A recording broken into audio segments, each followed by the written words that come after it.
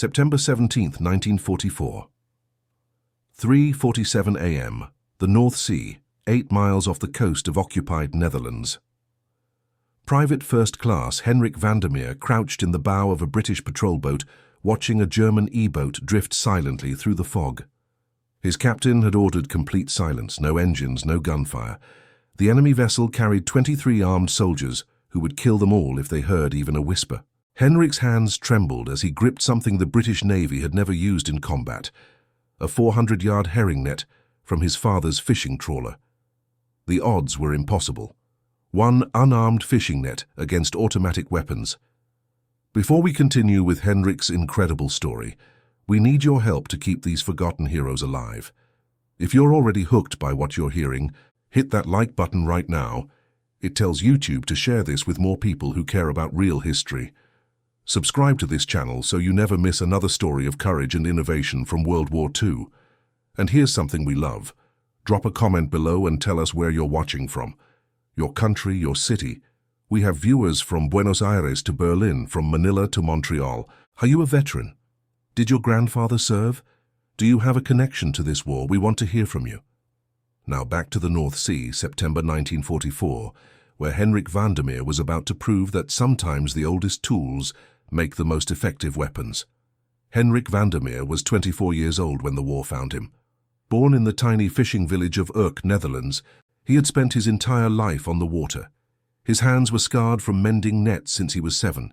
His father, Peter Vandermeer, owned a modest herring trawler, the Zeemeeuw, that had fed their family for 3 generations. Henrik was short, barely 5'6", with the thick forearms and calloused palms of a man who had pulled nets through freezing water for 18 years. In May 1940, when the Germans invaded, Henrik was hauling nets 40 miles offshore. He returned to find his village occupied, his father arrested for hiding British pilots, and his boat confiscated. Peter died in a labor camp 7 months later. Henrik escaped to England on a stolen rowboat, a journey that took him 4 days and nearly killed him twice. He joined the British Coastal Forces in January 1941. The Royal Navy didn't know what to do with a short Dutch fisherman who barely spoke English. They assigned him to motor-gun boats, fast patrol vessels that hunted German supply ships in the Channel and North Sea.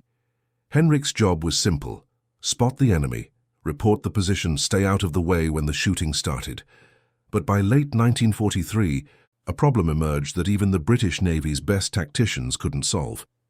German E-boats, Schnellboot to the Germans, S-boats to the British, were destroying Allied coastal operations. These fast attack craft were 115 feet long, carried 4 torpedo tubes and multiple autocannons, and could reach speeds of 43 knots. Between August 1943 and June 1944, they sank 78 Allied vessels in the North Sea alone. British patrol boats couldn't outrun them. British destroyers were too slow to catch them. Engaging them in direct combat was suicide. Their armor and firepower overwhelmed standard patrol boats. The survival rate for British coastal forces crews was 38% during this period. Henrik watched men die. Lots of men. The first one he truly knew was Robert "Bobby" Chen, a 22-year-old gunner from Liverpool whose parents ran a Chinese restaurant near the docks. Bobby talked endlessly about opening his own place after the war, Chen's Kitchen, he'd call it. Proper English fish and chips with his mother's spring rolls. Bobby and Henrik would run it together 50-50. They shook hands on it one night in Portsmouth, April 1944, after too many beers and too many close calls. Bobby died 6 days later, April 19, 1944. 11:23 p.m. A German E-boat ambushed their patrol off Dunkirk. The first burst of 20mm fire tore through their starboard side. Henrik was below deck checking the engine. He heard Bobby scream once, then nothing. When he climbed topside, Bobby's position was gone. Just twisted metal and blood spreading across the deck. They found pieces of him afterward. His left hand still gripped the gun mount, wedding ring on his finger. He'd just gotten engaged. Henrik attended 7 more funerals in the next 3 months. Different names, different faces, same cause. E-boats striking at night and vanishing before anyone could respond. The British tried everything. They added more armor. The boats became too slow. They added bigger guns.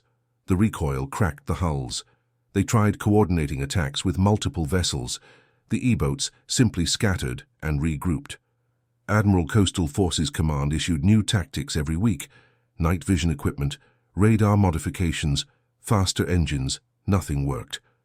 Between April and August 1944, 34 British patrol boats were lost to E-boat attacks in the North Sea.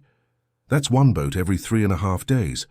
Crew survival rates dropped to 31%. The Germans called it Küstenjagd, coastal hunting season. Henrik noticed something nobody else did. He was on deck one night in late August, watching an E-boat through binoculars as it escaped into the darkness after sinking a minesweeper. The German crew was celebrating, visible in the moonlight, waving bottles.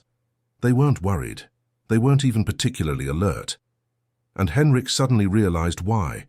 They never expected to be boarded, never expected to be captured, never expected anything except running battles where superior speed and firepower guaranteed escape. The E-boats always ran the same pattern: strike fast, create chaos, accelerate away before the British could organize a response. The German crews were trained for combat, not for unexpected situations. They were wolves, not prey. That night, Henrik couldn't sleep. He lay in his bunk at Portsmouth Naval Base, listening to the waves against the dock, and remembered something his father had taught him when he was 12 years old. "Herring are fast," Peter had said, mending a net on the deck of the Zemu. "Much faster than our boat. You can't chase them. You can't outfight them. But you can outsmart them. You make them swim into a trap they don't see until it's too late." His father's fishing nets were still stored in a Portsmouth warehouse, confiscated German property technically, since they'd been on the Zemu when it was seized. But nobody cared about fishing nets. Nobody guarded them. Henrik walked to the warehouse at 2 a.m. and stared at 600 yards of hand-woven herring net, each section 40 feet deep, designed to hang invisible in dark water. The idea was insane, probably impossible, almost certainly illegal, but Henrik had watched too many friends die doing things the regulation way. He started his testing 3 nights later, September 3rd, 1944. He borrowed a patrol boat, technically theft, though he planned to return it, and motored 12 miles off the coast. He brought one section of his father's net, 200 yards long. The water was calm. The moon was a sliver. Perfect conditions. Henrik anchored the boat and lowered the net over the stern, letting it sink to its full 40-foot depth, weights on the bottom, cork floats every 20 feet to keep it vertical in the water. Then he attached both ends to the boat's cleats and waited. At dawn, he retrieved the net. It had caught 17 mackerel and one very confused seagull. More importantly, it hadn't tangled, hadn't torn. The cork floats kept it positioned exactly as he'd intended. Henrik sat on the deck, wet and exhausted, and calculated angles in his head. An E-boat had a draft of only 5 feet, very shallow for its size. The hulls were wooden, not steel, to save weight for speed. If Henrik could position a net correctly in the dark, without the enemy seeing it, the net would catch the propellers. Wooden hulls meant no reinforced propeller guards. The screws would snag. Wrap, bind. The engines would stall, dead in the water. No escape, no fight. Just a floating target that couldn't run. But there were problems, enormous problems. First, deploying 400 yards of net in complete silence, in the dark, while an armed enemy vessel approached.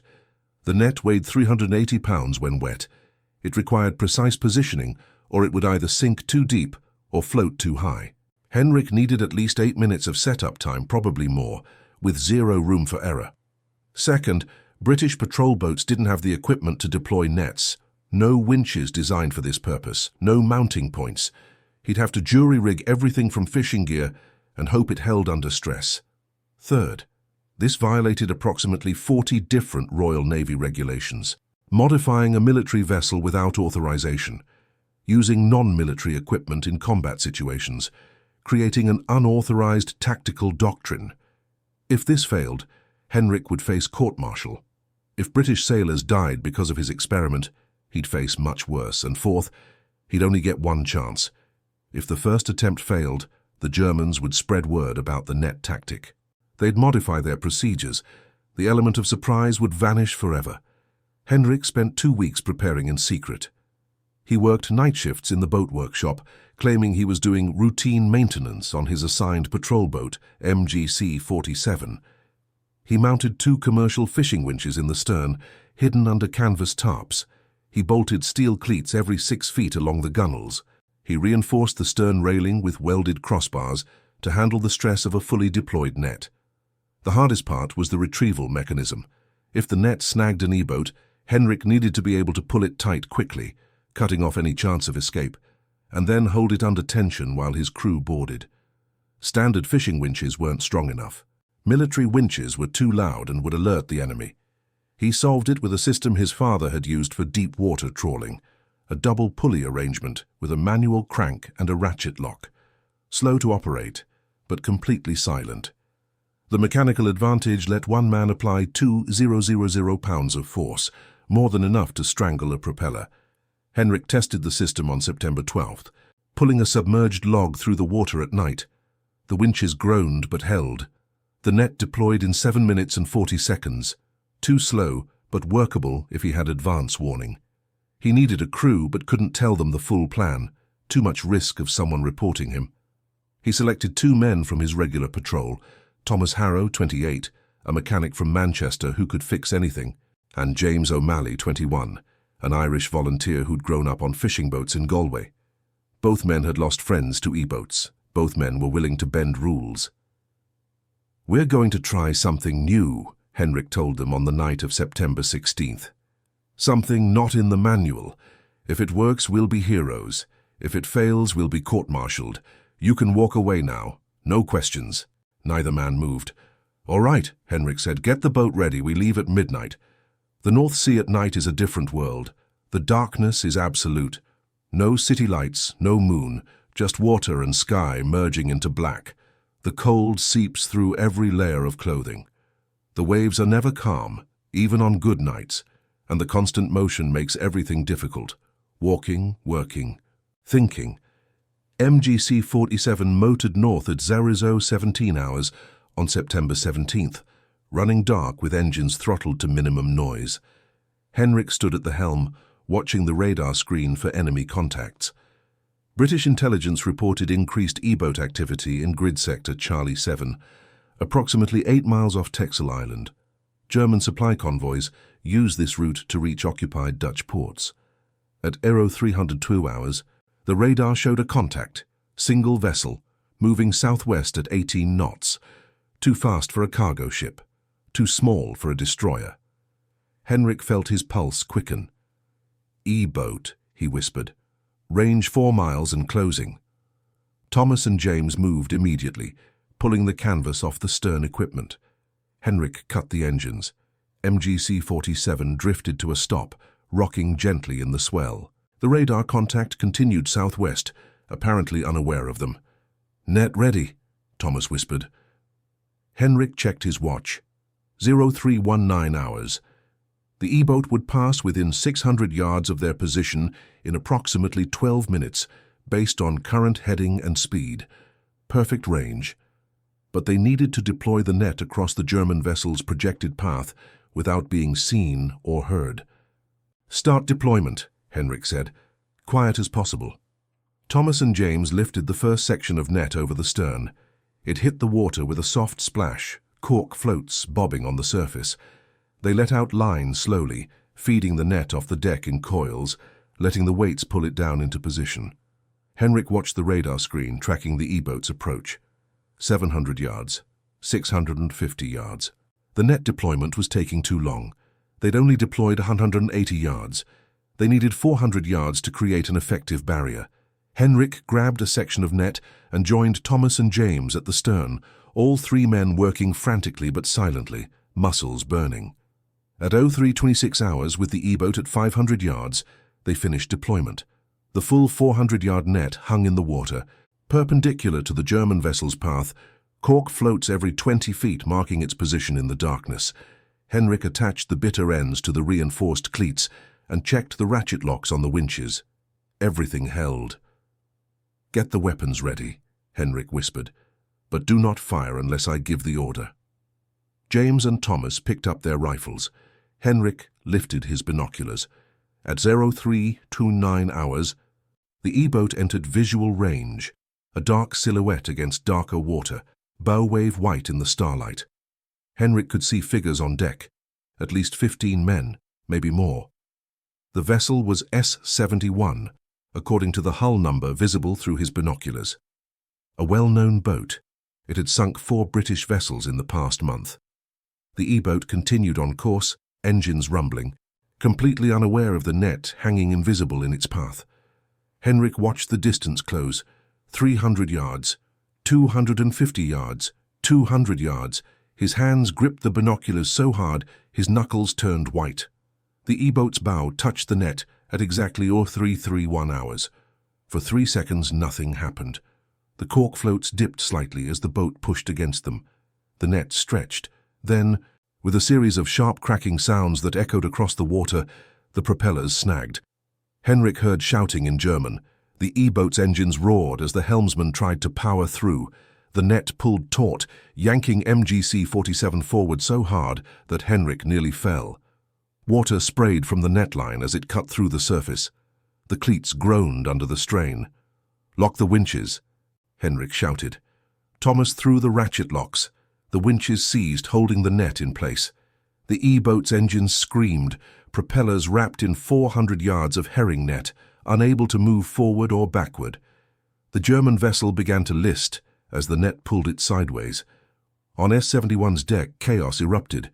Crew members ran to the stern, trying to see what had stopped them. An officer shouted orders. Someone fired a burst from an MG-42, tracers arcing wild into the sky. "Hold position," Henrik yelled. "Let them panic." The E-boat's engines stalled. The sudden silence was eerie, just waves, wind, and German voices shouting in confusion. Henrik could hear individual words now. "Was ist passiert? Die Schrauben, wir stecken fest." What happened? The propellers. We're stuck. Henrik started the engines on MGC-47 and maneuvered closer, keeping the net taut, pulling S-71 in like a fish on a line. At 100 yards, he cut the engines again and shouted in broken German, "You are captured! Surrender or we open fire!" The German officer on deck, a Kapitänleutnant by his insignia, raised his hands. He'd realized the impossibility of his situation, trapped, unable to maneuver, facing an enemy boat that could stand off and destroy them with impunity. Fighting was pointless. Running was impossible. "Wir ergeben uns," the officer called. "We surrender." "Weapons in the water," Henrik shouted. "All of them, now!" The German crew complied, throwing rifles and machine pistols over the side. Henrik counted 23 men on deck. He motored closer, keeping the net tight, and James threw a line to the E-boat. Thomas covered the German crew with his rifle, while Henrik boarded S-71. The Kapitänleutnant stared at the net trailing behind his boat, propellers hopelessly tangled. "What is this?" he asked in accented English. "What kind of weapon?" "Herring net," Henrik said, "from my father's fishing boat." The German officer blinked. Then, incredibly, he started to laugh, a sound somewhere between amazement and despair. "A fishing net," he repeated. "We were caught by a fishing net." Henrik secured the prisoners below deck and radioed Portsmouth. The response came back within minutes. "Confirm capture, all enemy crew alive." "Confirmed," Henrik replied. 23 prisoners, vessel intact, 0 casualties. There was a long pause. Then, "Repeat last message. Did you say 0 casualties?" "Confirmed. 0 shots fired. Used a net." Another pause. Henrik could almost hear the confusion at headquarters. "Stand by. Do not move. Command is sending support vessels." 3 British destroyers arrived at dawn, surrounding the captured E-boat like it might explode. An admiral came aboard MGC-47 personally, stared at the net still wrapped around S-71's propellers, and said nothing for a full minute. Finally, "Explain this," Henrik explained. The admiral listened without interrupting. When Henrik finished, the admiral walked to the stern, examined the winch system, ran his hand along the net line and looked at Henrik with an expression that was part admiration, part disbelief, part anger. "You modified a Royal Navy vessel without authorization." "Yes, sir." You deployed unauthorized equipment in a combat situation. Yes, sir. You risked your crew on an untested tactic. Yes, sir. The Admiral nodded slowly. And you captured an enemy E-boat without firing a shot, without casualties and without giving them any chance to signal for help or scuttle their vessel. Yes, sir. That's the single most idiotic, brilliant thing I've seen in 30 years of naval service. The Admiral turned to his aide. Get this man whatever he needs. More nets, more crews, more boats. If this works once, it'll work again. Word spread through coastal forces like wildfire. A Dutch fisherman had caught a German E-boat with a net. Nobody believed it at first. Then they saw S-71 being towed into Portsmouth, propellers still wrapped in herring net, and belief became instant obsession. Every patrol boat captain wanted nets. Henrik spent the next week teaching deployment techniques to 12 different crews. The Admiralty rushed orders to fishing supply companies, buying every large-scale net available in England. Engineers modified patrol boats with proper winch systems, reinforced sterns, quick deployment racks. The first copycat success came on September 23rd. Lieutenant Commander Paul Sykes, using Henrik's technique, captured E-boat S-89 off the Belgian coast with 19 crew members aboard. 0 casualties, 0 shots fired. Then September 29th, motor gun boat, 19 captured S-103, 27 prisoners. October 4th, 3 boats working together captured 2 E-boats simultaneously using a coordinated net deployment, 43 prisoners. The statistics were impossible to ignore. Before the net tactic, British forces captured an average of 0. 3 E-boats per month, essentially none, with most captures being boats already disabled by damage or mechanical failure. After Henrik's innovation, the capture rate jumped to 2. 4 E-boats per month in the last quarter of 1944. More importantly, British casualties in E-boat encounters dropped by 73%. The nets didn't just capture enemy vessels, they fundamentally changed the tactical equation. German E-boats could no longer rely on speed for escape. Every engagement carried the risk of being trapped, immobilized, captured. The psychological impact was enormous. German naval intelligence first learned about the nets through interrogation of captured S-71 crew members. The intelligence report, dated September 25, 1944, expressed skepticism. Prisoners claimed to have been captured by fishing nets. This is either misinformation, psychological breakdown, or some misunderstanding of British equipment. But when S-89 was captured the same way, and then S-103, the Germans realized the threat was real. By October, the Kriegsmarine issued new orders to all E-boat commanders: maintain higher minimum speeds during patrols, post additional lookouts for surface obstacles, avoid areas with confirmed British net boat activity. The effectiveness of E-boat operations in the North Sea dropped by 61% in the final months of 1944. Convoys that had been losing 8 to 12 ships per month to E-boat attacks lost only 2 to 3. British coastal forces, which had been suffering unsustainable casualties, could finally operate with reasonable safety.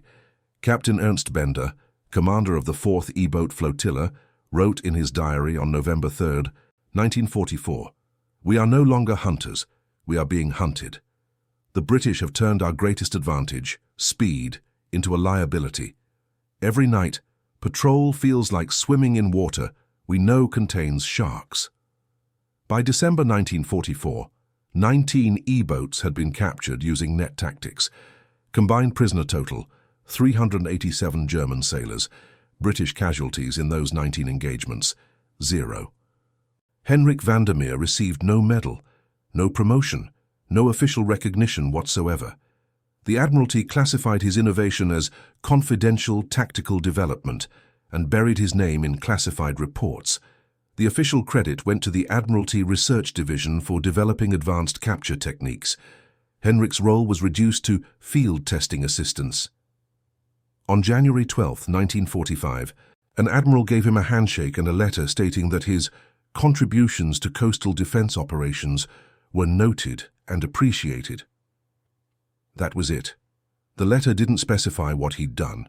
It contained no details, no statistics, no acknowledgement of the lives saved. Henrik received one other piece of recognition, a promotion to corporal and a transfer back to regular patrol duties. The Navy didn't want fishermen innovating tactics. They wanted sailors following orders. But the men who served with him knew, every crew member who deployed a net knew they were using Henrik Vandermeer's idea. Every patrol boat captain who captured an E-boat without firing a shot understood whose fishing knowledge had made it possible. The word spread quietly through Portsmouth, through the patrol boat bases, through the crews who worked the North Sea every night. When the war ended in May 1945, Henrik requested discharge. He returned to Netherlands in June, back to Urk, back to the village that had lost his father, and confiscated his family's boat. The Zemu was gone, scuttled by retreating Germans in April 1945. Henrik's childhood home had been demolished to build German fortifications. Most of his friends were dead or scattered across Europe. Urk felt like a ghost town wearing its old face. Henrik moved to Amsterdam and found work as a dock supervisor, managing cargo loading for a shipping company. It was steady work, boring work, safe work. He married a woman named Anna, a teacher who'd survived the hunger winter. They had 3 children. Henrik never mentioned the war much. When people asked if he'd served, he'd say, "Patrol boats, nothing exciting." He lived quietly for 42 years. He fixed boats on weekends. He taught his children to fish. He attended veteran gatherings occasionally, but never spoke during the ceremonies. In 1962, a British journalist researching coastal operations found his name in a declassified report and tracked him down for an interview. The resulting article, published in the Naval Chronicle, was 3 paragraphs long and misspelled Henrik's name twice. It mentioned innovative fishing techniques adapted for military use but gave no details. Henrik kept a copy of the article in a drawer. He never showed it to anyone. Bobby Chen's nephew, Michael, found Henrik in 1981.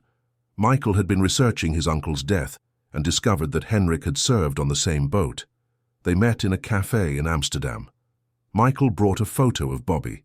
Henrik cried when he saw it, the first time he'd cried about the war in 36 years. "He talked about opening a restaurant," Michael said. "With you." "Chen's kitchen," Henrik replied. 50-50. We shook on it. They sat in silence for several minutes. Finally, Michael asked, "Did you make them pay for what they did to Bobby?" Henrik thought about S-71 floating helpless in the North Sea, propellers strangled by his father's net.